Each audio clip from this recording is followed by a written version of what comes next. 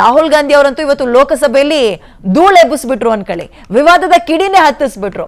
ಒಂದೇ ಒಂದು ಮಾತಾಡಿದ್ದವರು ಇಡೀ ಲೋಕಸಭೆ ವಾರ್ ರೂಮ್ ಆಗಿ ಕನ್ವರ್ಟ್ ಆಗ್ಬಿಡುತ್ತೆ. ವಿಚಾರ ಏನು ಅಂದ್ರೆ, ಈ ಪರೀಕ್ಷಾ ವಿಧೇಯಕ ತಿದ್ದುಪಡಿ ಇದೆಯಲ್ಲ, ಲೋಕಸಭೆಯಲ್ಲಿ ರಾಹುಲ್ ಇದ್ರ ಬಗ್ಗೆ ಮಾತಾಡ್ತಾ ಇದ್ರು. ಮಾತಾಡ್ಬೇಕಾದ್ರೆ ಸರ್ಕಾರವನ್ನ ಟಾರ್ಗೆಟ್ ಮಾಡಿಕೊಂಡು ಇಡಿಯಟ್ ಅನ್ನೋ ಪದವನ್ನ ಬಳಸ್ತಾರೆ. ವಿದ್ಯಾರ್ಥಿಗಳ ಹೋರಾಟವನ್ನ ಹಾಡೋಗುಳ್ತಾ ಇದ್ರು. ಇದ್ರೊಟ್ಟಿಗೆ ಅಂಧಭಕ್ತ ಅನ್ನೋ ಪದ ಕೂಡ ಬಳಸ್ತಾರೆ.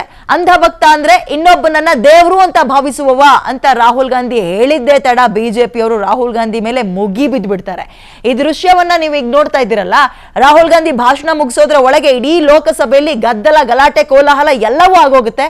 ಸಂಸದೀಯ ವ್ಯವಹಾರಗಳ ಸಚಿವ ಕಿರಣ್ ರಿಜಿಜು ರಾಹುಲ್ ಗಾಂಧಿ ಜೊತೆ ಅವರು ಕೂಡ ವಾಗ್ವಾದ ಕೇಳ್ತಾರೆ. ಅಷ್ಟೊತ್ತಿಗೆ ರಾಹುಲ್ ಮತ್ತೊಂದು ಮಾತು ಹೇಳ್ತಾರೆ. ಜಂತರ್ ಮಂತರ್ನಲ್ಲಿ ಸ್ಟೂಡೆಂಟ್ಸ್ ಮೇಲಿನ ಲಾಠಿ ಚಾರ್ಜ್ಗೆ ಆರ್ಡರ್ ಮಾಡಿದ್ದೆ ಅಮಿತ್ ಶಾ ಅಂದ್ಬಿಟ್ರು. ಲೋಕಸಭೆಯಲ್ಲಿ ತಗಳಿ ಅಮಿತ್ ಶಾ ಅವರು ಟಾರ್ಗೆಟ್ ಆಗ್ಬಿಟ್ರೆ ಬಿಜೆಪಿ ಅವರು ಸುಮ್ ಕೂತ್ಕೊಳ್ತಾರೇನ್ರಿ? ಎಲ್ಲರೂ ಸೇರ್ಕೊಳ್ತಾರೆ, ರಾಹುಲ್ ಗಾಂಧಿ ಮೇಲೆ ಅಟ್ಯಾಕ್ ಮಾಡ್ತಾರೆ. ಮುಂದಕ್ಕೆ ಏನಾಯ್ತು ನೀವೇ ಒಂದ್ಸಲ ನೋಡ್ರಪ್ಪ. Absolutely convinced that they know everything. They believe that the universe is static.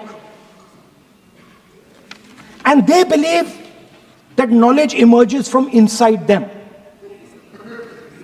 They believe that they are God. That everything that is to be known is known to them. They are arrogant. They are arrogant. They don't listen. They don't respect other people's truth. So I said, what do you call these people? She said, I call them idiots. So I... Why you are worried? Yeah, he's not telling about you. Why you are worried? He's telling about it. What? Sir, मैंने बोला नहीं sir कुछ. So she said to me, there are two categories. There are two categories in this world, the student. She said a farmer can be a student, a lawyer can be a student, a doctor can be a student, unemployed youth can be a student. It's the thirst to learn, thirst to understand. Like a sponge, you want to take everything in, you want to understand. It's beautiful. It's even respecting the rest of the universe. What about these idiots? She says to me, these idiots, they don't listen to anything anyone says. What's it?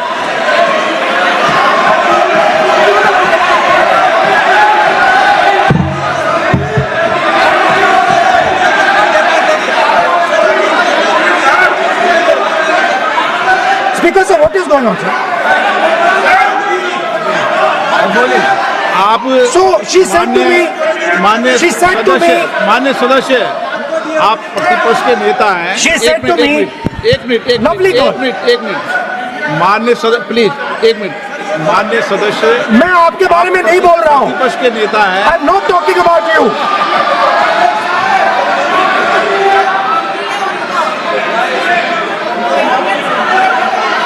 माननीय प्रतिपक्ष के नेता, मैं आपसे आग्रह करता हूँ. Sir मैंने इनका नाम ही नहीं लिया सर. आप सुनिए मेरी बात. एक मिनट, एक सेकंड, एक मिनट. माननीय प्रतिपक्ष के नेता, मेरा आपसे आग्रह है कि हम विधेयक पर चर्चा कर रहे हैं. मैं कर रहा हूँ सर. मैं स्टूडेंट डिफाइन कर रहा हूँ सर. ठीक रहेगा. ಮೂರು ಕೆಟಗರಿಗಳು ಅಂತ ಅವರು ವಿಶ್ಲೇಷಣೆ ಮಾಡ್ತಾರೆ. ಒಂದು ಸ್ಟೂಡೆಂಟ್ಗಳು, ಮತ್ತೊಬ್ಬ ಈಡಿಯಟ್, ಮೂರನೇದು ಅಂಧಭಕ್ತರು. ಯಾರು ಈಡಿಯಟ್ನ ಫಾಲೋ ಮಾಡ್ತಾರೆ ಅಂತ ಕೇಳಿಸ್ಕೊಂಡು ಸುಮ್ಮನಿರ್ತಾರ ಬಿಜೆಪಿಯವರು. ಸೊ ಏನೇನು ಮಾತಾಡಿದ್ರು ಅಂತ ನೀವು ನೋಡಿದ್ರಿ. ಎಲ್ಲವನ್ನ ಸಮರ್ಥಿಸುವಂತಹ ಕಲೆ ಇದೆ. ಅವರೇ ವಿಶ್ವದ ಜ್ಞಾನಿಗಳು, ಅವರೇ ದೇವರು, ಎಲ್ಲ ತನಕ ತಿಳಿದಿದೆ ಅನ್ನೋ ಅಹಂಕಾರ ಅವ್ರಿಗಿದೆ. ಅವ್ರಿಗೆ ಕೇಳಿಸ್ಕೊಳ್ಳುವಂತಹ ಸಂಯಮನೇ ಇಲ್ಲ. ಬೇರೆಯವರ ನಿಲುವನ್ನ ಅವ್ರಿಗೆ ಗೌರವ ಕೂಡ ಕೊಡಲ್ಲ ಅದಕ್ಕೆ. ಹಾಗಾಗಿ ಅವರನ್ನ ಮೂರ್ಖರು ಅಂತ ಕರೆದ್ರು. ಇನ್ನೂ ಎರಡು ಬಗ್ಗೆ ವಿದ್ಯಾರ್ಥಿ ಬಗ್ಗೆ ಕೂಡ ಉಲ್ಲೇಖ ಮಾಡಿದ್ರು. They don't respect other people's truth. So I said, what do you call these people? Okay, ಇದ್ರ ಬಗ್ಗೆ ಮಾತನಾಡಲಿಕ್ಕೆ ನಮ್ಮ ಜೊತೆಗೆ MP ಸುಧಾಕರ್ ಅವರು ಜಾಯಿನ್ ಆಗ್ತಾ ಇದ್ದಾರೆ ದೂರವಾಣಿ ಸಂಪರ್ಕಕ್ಕೆ. ಮಾತಾಡೋಣ. ಸರ್ ನಮಸ್ಕಾರ. ನಮಸ್ಕಾರ. ಸಂಸತ್ನ ಒಳಗೆ ಇಡಿಯಟ್ ಅನ್ನೋ ಪದ ಲಾಯಕ ಸರ್, ಸಮಯೋಚಿತ ಅಂತ ಅನ್ನಿಸ್ತಾ? ನೋಡಿ, ಇದು ಸಂಸತ್ನಲ್ಲಿ ನಡೆದಂತ ಘಟನೆ ಇವತ್ತು ಹ್ಮ್ ಅತ್ಯಂತ ದುರದೃಷ್ಟಕರ. ಹ್ಮ್ ಪ್ರಜಾಪ್ರಭುತ್ವದಲ್ಲಿ ಪ್ರತಿಪಕ್ಷಕ್ಕೆ ಸರ್ಕಾರನ ಪ್ರಶ್ನಿಸುವಂತ ಸಂಪೂರ್ಣ ಹಕ್ಕಿದೆ. ಹ್ಮ್ ಆದ್ರೆ ದೇಶದ ಪ್ರಧಾನಮಂತ್ರಿಯವರ ಬಗ್ಗೆ ಅವಹೇಳನಕಾರಿ ಪದಗಳನ್ನ ಬಳಸುವಂತದ್ದು, ಹ್ಮ್ ಕೇಂದ್ರ ಗೃಹ ಮಂತ್ರಿಗಳ ವಿರುದ್ಧ ಯಾವುದೇ ಸಾಕ್ಷ್ಯಾಧಾರ ಇಲ್ದಿರ ಹ್ಮ್ ಗಂಭೀರ ಆರೋಪ ಮಾಡುವಂತದ್ದು ಹ್ಮ್ ಸಂಸತ್ತಿನ ಘನತೆಗೆ ತಕ್ಕದ್ದಲ್ಲ. ವಿರೋಧ ಪಕ್ಷದ ಸ್ಥಾನಕ್ಕೂ ಕೂಡ ಅದು ಗೌರವ ತಂದು ಕೊಡೋದಿಲ್ಲ. ಹ್ಮ್ ಸಂಸತ್ತು ರಾಜಕೀಯ ನಾಟಕ ಮಾಡುವಂತ ವೇದಿಕೆ ಅಲ್ಲ. ಮೊದಲನೇದಾಗಿ ಇದು ದೇಶದ ಅತ್ಯುನ್ನತ ಪ್ರಜಾಸತ್ತಾತ್ಮಕವಾಗಿರ್ತಕ್ಕಂಥ ಒಂದು ವೇದಿಕೆ. ಇಲ್ಲಿ ಮಾತನಾಡುವಂತ ಪ್ರತಿಯೊಂದು ಮಾತಿಗೂ ಕೂಡ ಒಂದು ಜವಾಬ್ದಾರಿ ಇರಬೇಕು, ಅದಕ್ಕೆ ಬೆಲೆ ಇರಬೇಕು. ಸರ್, ಇಡಿಯಟ್ ಅಂದ್ರೆ ಅನ್ಪಾರ್ಲಿಮೆಂಟ್ ಪದನಾ ಅಂತ ಕೇಳ್ತಾರೆ ಸರ್ ಅವಾಗ ಅವರು. ಹೌದು, ಅನ್ಪಾರ್ಲಿಮೆಂಟರಿ ಪದ ಅಂತಾನೆ ಇವತ್ತು ಸಂಸತ್ನಲ್ಲೇ ನೋಡಿದ್ದಾರೆ. ನಮ್ಮ ಸಂಸದೀಯ ಸಚಿವರು ಕೂಡ ಅದನ್ನ ತೋರಿಸಿ ಕಡತದಿಂದ ಅದನ್ನ ತೆಗೆಸುವಂತ ಕೆಲಸ ಆಗಿದೆ. ಅದನ್ನ ಅವರು ಕೂಡ ಒಪ್ಕೊಂಡ್ರಲ್ಲ, ನಾನು ಕೂಡ ಅದನ್ನ ಬಳಸೋದಿಲ್ಲ ಅಂತೇಳಿ ಅವರು ಒಪ್ಕೊಂಡ್ರಲ್ಲ. ವಿರೋಧ ಪಕ್ಷದ ನಾಯಕರು ಕೂಡ ಅನ್ಪಾರ್ಲಿಮೆಂಟರಿ ವರ್ಡ್ ಅಂತ ನನಗ್ ಗೊತ್ತು, ಅದನ್ನ ನಾನು ಇಂಥವ್ರ ಹೆಸರಿಗೆ ಅಂತ ಹೇಳಲಿಲ್ಲ, ಅದನ್ನ ಆ ರೀತಿಯಲ್ಲಿ ಅವರು ವಾದ ಮಾಡ್ಲಿಕ್ಕೆ ಬಂದಿದ್ರು. ನಾನು ಯಾರ ಹೆಸರು ಹೇಳಲಿಲ್ಲ. ಕುಂಬಳಕಾಯಿ ಕಳ್ಳ ಅಂದ್ರೆ ಹೆಗ್ಲೆ ಯಾಕೆ ಮುಟ್ ನೋಡ್ಕೊಳ್ತೀರಿ, ನಾನೇನ್ ಮೋದಿ ಅಂತ ಹೆಸರು ಹೇಳದ್ನಾ ಅಂತ ಕೇಳ್ತಾರೆ. ಈ ರೀತಿಯಲ್ಲಿ ಒಬ್ಬ ಪ್ರಧಾನಮಂತ್ರಿ ವಿತಂಡವಾದ ಅಷ್ಟೇ ಇದು. ವಿತಂಡವಾದ ಇಡೀ ದೇಶದ ಜನ ನೋಡಿದ್ದಾರೆ, ಯಾರಿಗೆ ಹೇಳಿದ್ದಾರೆ ಅಂತ ನೋಡಿದ್ದಾರೆ. ಗೊತ್ತಾಯ್ತಲ್ಲ, ನಾವು ಕೂಡ ವಿರೋಧ ಪಕ್ಷದ ನಾಯಕರ ಹೆಸರು ಹೇಳಿದಿರ ಅವ್ರನ್ನ ಟೀಕೆ ಮಾಡ್ಲಿಕ್ಕೆ ಬರೋದಿಲ್ವಾ? ಗೊತ್ತಾಗೋದಿಲ್ವಾ ನಾವು ಟೀಕೆ ಮಾಡ್ತಾ ಇರೋದು ವಿರೋಧ ಪಕ್ಷದ ನಾಯಕರ ಮೇಲೆ? ರಾಹುಲ್ ಗಾಂಧಿ ಅವರ ಇಡಿಯಟ್ ಅನ್ನೋ ಪದ ಮಾತ್ರ ಅಲ್ಲ, ಓವರ್ ಆಲ್ ಆಗಿ ತಗೊಳ್ಳೋದಾದ್ರೆ ರಾಜಕೀಯ ಸಂವಾದದ ಗುಣಮಟ್ಟ ವರ್ಷದಿಂದ ವರ್ಷಕ್ಕೆ ಕುಸಿತಾ ಇದೆ ಅಂತ ಅನ್ಸಲ್ವಾ ಸರ್? ಬರೀ ಕಾಂಗ್ರೆಸ್ ಅಂತಲ್ಲ, ಬಿಜೆಪಿ ಹಿಂದಲ್ಲೂ ಅಷ್ಟೇ. ಯಾಕೆ ಇವತ್ತು ರಾಹುಲ್ ಗಾಂಧಿ ಅವರು ಈ ಮನಸ್ಥಿತಿಗೆ ಬಂದಿದ್ದಾರೆ ಅಂದ್ರೆ, ಅವರು ನಾಯಕರಾಗಿ ಸುಮಾರು 2009 ಬಂದಿರೋರು. ಈಗ 14ವರೆಗೂ ನೋಡಿದ್ರು, 14ರಿಂದ ಅವರು ಅಧ್ಯಕ್ಷರಾದ್ರು. ಇವತ್ತು 12 ವರ್ಷ ಆಯ್ತು, ಆದ್ರೂ ಕೂಡ ಕಾಂಗ್ರೆಸ್ ದಿನದಿಂದ ದಿನೇ ಕ್ಷೀಣಿಸ್ತಾ ಇದೆ ಅವರ ಅವಕಾಶಗಳು. ರಾಜ್ಯದಿಂದ ಅನೇಕ ರಾಜ್ಯಗಳಿಂದ ಈಗ ಕೆಲವು ರಾಜ್ಯಗಳಲ್ಲಿ ಬೆರಳೆಣಿಕೆಯಷ್ಟು ಇವತ್ತು ರಾಜ್ಯದ ಆಡಳಿತವನ್ನ ಮಾಡ್ತಾ ಇದ್ದಾರೆ. ಹತಾಶರಾಗಿದ್ದಾರೆ, ರಾಜಕೀಯವಾಗಿ ಹತಾಶರಾಗಿದ್ದಾರೆ. ಅವರ ಕೋಪ ತಾಪ ಎಲ್ಲ ಕೂಡ ವೈಯಕ್ತಿಕವಾಗಿ ಆ ದ್ವೇಷ ಇವತ್ತು ಮಾನ್ಯ ಪ್ರಧಾನಿ ನರೇಂದ್ರ ಮೋದಿ ಅವರ ಮೇಲೆ ಯಾಕಿದೆ ಅಂದ್ರೆ, ನರೇಂದ್ರ ಮೋದಿ ಅವರ ಜನಪ್ರಿಯತೆಯಿಂದಾನೇ ಅವ್ರಿಗೆ ಹೆಚ್ಚಾಗಿ ಸೋಲಾಗ್ತಾ ಇದೆ ಅನ್ನುವಂತ ದೃಢವಾದಂತ ನಂಬಿಕೆ ಅವರು. ಹಾಗಾಗಿ ವಾಸ್ತವ ಸ್ಥಿತಿನೂ ಅದೇ ಇದೆ. ನಮ್ಮ ಸಂಘಟನೆ ಜೊತೆಗೆ ನಮ್ಮ ಪ್ರಧಾನಮಂತ್ರಿಗಳ ಜನಪ್ರಿಯತೆಯಿಂದ ಈಗ ಲೋಕಸಭೆಯ ವಿರೋಧ ಪಕ್ಷದ ನಾಯಕರನ್ನ ಶಾಡೋ PM ಅಂತ ಕರೀತಾರೆ. ಸೊ ಇಂತ ಪದ ಬಳಕೆ ಏನ್ ಸೂಚಿಸುತ್ತೆ? ಪದ ಬಳಕೆ ಒಂದೇ ಅಲ್ಲಮ್ಮ. ಈಗ ಮಾನ್ಯ ಗೃಹ ಮಂತ್ರಿ ಅವರನ್ನ ಅವರು ವಿದ್ಯಾರ್ಥಿಗಳ ಮೇಲೆ ಗುಂಡು ಹಾರಿಸೋದಕ್ಕೆ ಆದೇಶ ನೀಡಿದ್ದಾರೆ ಅಂತ ಹೇಳಿ ಆರೋಪ ಮಾಡ್ತಾರೆ. ಇದು ಅತ್ಯಂತ ಗಂಭೀರವಾಗಿರ್ತಕ್ಕಂಥ ಸ್ವರೂಪದಲ್ಲಿರ್ತಕ್ಕಂಥ ಒಂದು ಆಪಾದನೆ. ಈ ಆರೋಪ ಮಾಡುವಂತ ಸಂದರ್ಭದಲ್ಲಿ ಯಾವುದೇ ಒಬ್ಬ ವ್ಯಕ್ತಿ ದೃಢವಾಗಿರ್ತಕ್ಕಂಥ ಸಾಕ್ಷ್ಯನ ಇಡಬೇಕಾಗ್ತದೆ. ನೀವು ಮಾತಾಡ್ತಾ ಇರೋದು ಆದಿ ಬೀದಿ ರಸ್ತೆಯಲ್ಲ, ಅಥವಾ ನೀವೆಲ್ಲೋ ಹೋಟ್ಲಲ್ಲಿ ಕೂತ್ಕೊಂಡು ತಿಂಡಿ ಮಾಡ್ತಾ ಇಲ್ಲ. ನೀವು ಮಾತನಾಡ್ತಾ ಇರ್ತಕ್ಕಂಥದ್ದು ದೇಶದ ಮುಂದೆ, ಸಂಸತ್ತಿನ ಮುಂದೆ. ಸಾಕ್ಷ್ಯಾಧಾರ ಇಲ್ದಿರ ಈ ಆರೋಪನ ನೀವು ಮಾಡೋ ಎಷ್ಟರ ಮಟ್ಟಿಗೆ ಸರಿ? ಕೇಳಬೇಕು ಮೊದಲು. ಈ ದೇಶದ ಜನರದು ಸಂಸತ್ನಲ್ಲಿ ಪ್ರಧಾನಮಂತ್ರಿಗಳನ್ನ ಕ್ಷಮೆ ಕೇಳಬೇಕು ಅಂತ ನಾವೆಲ್ಲ ಕೂಡ ಹೇಳ್ತಾ ಇದ್ದೀವಿ. ನಾನು ದೇಶದ ಪ್ರಧಾನಮಂತ್ರಿಗಳ ಹೆಸರೇ ಹೇಳಿಲ್ಲ, ನೀವ್ ಯಾಕೆ ಕುಂಬಳಕಾಯಿ ಕಳ್ಳ ಅಂದ್ರೆ ಹೆಗ್ಲು ಮುಟ್ಟು ನೋಡ್ಕೋತೀರಿ ಅಂತ ಪ್ರಶ್ನೆ ಮಾಡ್ತಾರೆ ಸರ್ ಕಾಂಗ್ರೆಸ್ನವರು. ನೀವು ನಾನು 3 ಕ್ಯಾಟಗರಿ ಸ್ಟೂಡೆಂಟ್, ಇಡಿಯಟ್ ಅಂಧಭಕ್ತ ಅಂತ ನೀವ್ಯಾಕೆ ಪ್ರಧಾನಮಂತ್ರಿಗಳ ಹೆಸರಲ್ಲಿ ತೆಗೆದು ನಾನು ಹೇಳ್ತಾರೆ? ಮೂರ್ ತರ ಜನ ಇದ್ದಾರೆ. ಹ್ಮ್ ಒಂದು ವಿದ್ಯಾರ್ಥಿಗಳು, ಹೌದು. 2 ಅಂಧಭಕ್ತರು, ಹ್ಮ್ 3ನೇದು ಇಡಿಯಟ್. ಹ್ಮ್ ಇವ್ರೇನ್ ಹೇಳೋದು ಕೂಡ ಇಡಿಯಟ್ಗೆ ಅರ್ಥ ಆಗಲ್ಲ.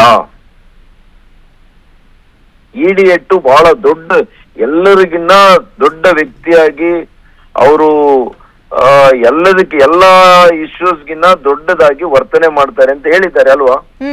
ಯಾರಿಗೆ ಹೇಳುವಂತ ಮಾತದು? ಅಂದ್ರೆ ಯಾರು ಆಡಳಿತ ಮಾಡ್ತಾ ಇರೋದು ಈ ದೇಶದಲ್ಲಿ? ಇವ್ರ ಮನೆಯವರು ಮೂರನೇದು ಅಂಧಭಕ್ತರು ಫಾಲೋ ಮಾಡ್ತಾರೆ ಅಂತ. ಬಟ್ ಈಗ ಅಂಧಭಕ್ತರು ಯಾರು ಮತ್ತು ಎಷ್ಟು ಜನ, ಆ ಇಡಿಯಟ್ ಯಾರು, ಇದಕ್ಕೆ ಉತ್ತರ ಕೊಡ್ಬೇಕು. ಅವರು ಅಂಧಭಕ್ತರು ಅಂತ ಹೇಳಿರುವಂತದ್ದು ಬಿಜೆಪಿಯ ನಿಷ್ಠಾವಂತ ಕಾರ್ಯಕರ್ತರು ಒಂದು. 2ನೇದು ಬಿಜೆಪಿಯ ಸಿಂಪಥೈಸರ್ಸ್.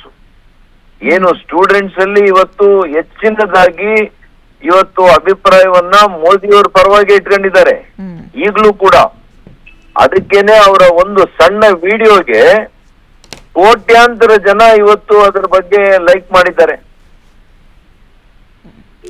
ಇಡಿಯಟ್ ಅಂದ್ರೆ ಒಬ್ಬ ನೋಡಿಯಮ್ಮ, ಸಂಸತ್ತು ಒಂದು ಸತ್ಯ ಹೇಳುವಂತ ವೇದಿಕೆ, ಅದು ಸುಳ್ಳು ಹೇಳುವಂತ ವೇದಿಕೆ ಆಗ್ಬಾರ್ದು. ನೀವು ಮಾತಾಡಕ್ಕೆ ಅವಕಾಶ ಕೊಡಲ್ಲ ಅವರಿಗೆ ಅಂತ ಅವ್ರದ್ದು ಆರೋಪ. ನೀವುಗಳೇ ವೇದಾಂತಿಗಳು, ಅವರಿಗೆ ಸಂಸತ್ನಲ್ಲಿ ಮಾತಾಡ್ಲಿಕ್ಕೆ ಬರದೇ ಹೋದ್ರೆ ನಾವೇನ್ ಮಾಡೋಣ? ಈಗ ಅವರ ಸಹೋದರಿ ನಿನ್ನೆ ಮಾತಾಡಿದ್ರು, ಯಾರು ಅಡ್ಡ ಮಾಡಿದ್ರು? ಅವ್ರು ಹೇಳಿದ್ದೆಲ್ಲ ಸರಿ ಅಂತಲ್ಲ, ಮಾತನಾಡುವಂತ ರೀತಿ ನೀತಿಯನ್ನ ಕೂಡ ಅವ್ರು ಅರ್ಥ ಮಾಡ್ಕೋಬೇಕು. ಒಬ್ಬ ವಿರೋಧ ಪಕ್ಷದ ನಾಯಕರು ಅಂತ ಅನ್ಸ್ಕೊಂಡ್ಮೇಲೆ ನೀವೇ ಹೇಳಿರೋ ಹಂಗೆ ಒಬ್ಬ ಶಾಡೋ ಪ್ರೈಮ್ ಮಿನಿಸ್ಟರ್ ರಚನಾತ್ಮಕವಾದಂತ ವಿಚಾರ ಯಾವಾಗಲಾದ್ರೂ ಮಾತಾಡಿದಾರಾ? ಇಲ್ಲ. ಅವ್ರಿಗೆ ಪ್ರತಿ ಭಾಷಣ ನಾನು ಈಗ 2.25 ವರ್ಷ ನೋಡಿದ್ದೀನಿ. ಎರಡು ಪದಗಳನ್ನು ಇಲ್ದಿರಾ ಅವ್ರ ಭಾಷಣನೇ ಇಲ್ಲ ಈ 2.25 ವರ್ಷದಲ್ಲಿ. ಯಾವುದೇ ಇಶ್ಯೂ, ಯಾವ್ದದು? ಒಂದು RSS, 2 ನರೇಂದ್ರ ಮೋದಿ. ಈ 2 ವಿಷಯಗಳು ಬಿಟ್ರೆ ಯಾವ ವಿಷಯ ತಗೊಳ್ಳಿ ಇವೆರಡೇ ಅವರಿಗೆ. ಈಗ ಜನರ ಪರವಾಗಿ ಒಂದು ಪ್ರಶ್ನೆ ಕೇಳ್ತೀನಿ ಸರ್. ಆರಂಭದ ಸ್ಟಾರ್ಟಿಂಗ್ 5 ದಿನ ಒಂದೇ ಒಂದು ನಿಮಿಷವೂ ಜನರ ಪರವಾಗಿ, ದೇಶದ ಆರ್ಥಿಕ ವಿಚಾರದ ಪರವಾಗಿ, ಭದ್ರತೆಯ ಪರವಾಗಿ ಚರ್ಚನೆ ಮಾಡ್ಲಿಲ್ಲ. ಇನ್ಕ್ಲೂಡಿಂಗ್ ಬಿಜೆಪಿಯವರು ಸೇರದೆ ಹೇಳ್ತಾ ಇರೋದು, NDA UPA ಇಬ್ರು ಕೂಡ. ಜನ ಏನ್ ಮಾಡ್ಬೇಕು? ಯಾಕೆ ಕಳ್ಸಿದಾರೆ ಜನ ಆಯ್ಕೆ ಮಾಡಿ? ನಮಗೆ ಎಂತ ವಿರೋಧ ಪಕ್ಷದ ನಾಯಕರು ದೇಶಕ್ಕೆ ಸಿಕ್ಕಿದ್ದಾರೆ ಅಂದ್ರೆ, ದೇಶ 4ನೇ ಅತಿ ದೊಡ್ಡ ಆರ್ಥಿಕ ಶಕ್ತಿಯಾಗಿರುವಂತ ದೇಶದಲ್ಲಿ ನಾವಿದ್ರೆ, ನಿಮ್ಮಂತ ಮಾಧ್ಯಮದವರು ಏನಾಗಿದೆ ಆರ್ಥಿಕ ಸ್ಥಿತಿ ಅಂದ್ರೆ, ದೇಶದಲ್ಲಿ ಆರ್ಥಿಕ ಸ್ಥಿತಿ ಸತ್ತೋಗಿದೆ ಅಂತ ಹೇಳಿದ್ರು ಇದೇ ಮುಖ್ಯ ವಿರೋಧ ಪಕ್ಷದ ನಾಯಕರು. ಅವರು ದೇಶದ ಬಗ್ಗೆ ತಿಳ್ಕೊಂಡಿರುವಂತದ್ದು ಅಥವಾ ಅವರಿಗೆ ಮಾನ್ಯ ನರೇಂದ್ರ ಮೋದಿ ಅವರ ಮೇಲಿರುವಂತ ಕೋಪ ಎಷ್ಟಿದೆ ಅಂದ್ರೆ, ಅದು ಇಡೀ ದೇಶದ ವಿರುದ್ಧನೇ ಇರುವಂತ ರೀತಿಯಲ್ಲಿ ಅವರು ಅರ್ಥೈಸ್ತಾ ಇದ್ದಾರೆ ಅದನ್ನ. ಹಾಗಾಗಿ ಅವರು ನಿಜವಾಗ್ಲೂ ಕೂಡ ಒಬ್ಬ ವಿರೋಧ ಪಕ್ಷದ ನಾಯಕನ ಸ್ಥಾನಕ್ಕೆ ಘನತೆಯನ್ನ ಉಳಿಸುವಂತ ಕೆಲಸ ಮಾಡ್ಬೇಕು. ಅವ್ರು ಹಿರಿಯರೆಲ್ಲ ಕೂಡ ಇದ್ರು. ದಿವಂಗತ ರಾಜೀವ್ ಗಾಂಧಿ ಅವರು ಕೂಡ ವಿರೋಧ ಪಕ್ಷದ ನಾಯಕರಾಗಿದ್ರು. ಅವರು ಯಾವ ರೀತಿ ಚರ್ಚೆಗಳಲ್ಲಿ ಭಾಗವಹಿಸ್ತಾ ಇದ್ರು, ಯಾವ ಭಾಷೆಯನ್ನ ಅವ್ರು ಬಳಸ್ತಾ ಇದ್ರು, ಅದನ್ನ ದಯವಿಟ್ಟು ಇವರು ಕೂಡ ನೋಡ್ಬೇಕು.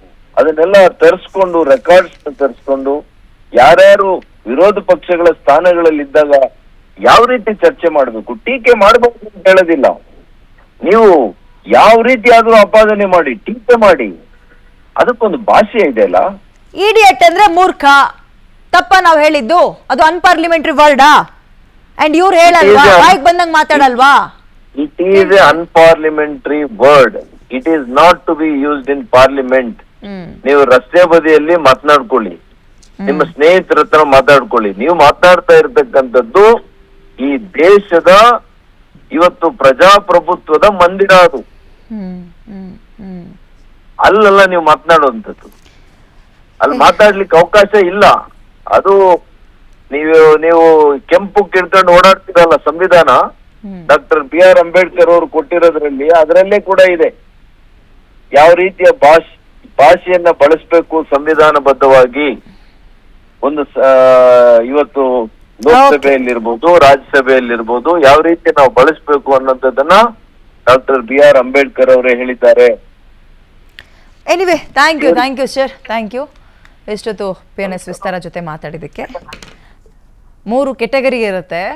ಒಬ್ರು ಸ್ಟೂಡೆಂಟ್, ಮತ್ತೊಬ್ರು ಇಡಿಯಟ್, ಮತ್ತೊಬ್ರು ಅಂಧಭಕ್ತರು ಇಡಿಯಟ್ನ ಫಾಲೋ ಮಾಡೋದು ಅಂತ ಹೇಳಿದ್ರು. ಈಗ ಅದಕ್ಕೆ BJP ಅನ್ಕೊಳ್ತಾ ಇರೋದು ಅವ್ರು ಹೇಳಿದ್ ಮೋದಿಗೆ ಹೇಳಿದ್ರು ಅವರು ಅಂತ. ಈ ಕಾಂಗ್ರೆಸ್ ಪ್ರಶ್ನೆ ಮಾಡುತ್ತೆ, ಅಲ್ಲ ರೀ ಕುಂಬಳಕಾಯಿ ಕಳ್ಳ ಅಂದ್ರೆ ಹೆಗ್ಲಾಕ್ ಮುಡ್ಕೊಂಡು ನೋಡ್ಕತ್ತೀರಿ ನೀವು,